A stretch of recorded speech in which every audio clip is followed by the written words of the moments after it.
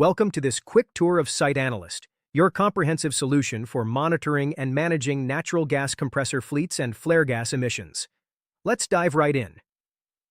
When you log into the platform, you're instantly greeted with a clear, organized view of all your facilities. By selecting a specific pad or site, you can immediately access real-time, critical telemetry. Let's take a look at the Live Compressor Fuel dashboard.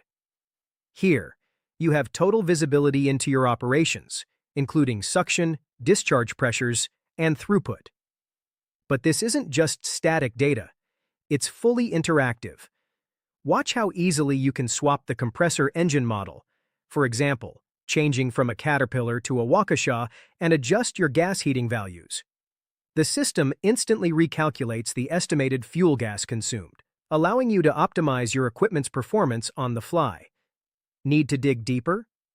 You can easily pull up detailed historical charts for any metric, like static pressure or temperature, giving you the historical context you need to identify trends and prevent costly downtime.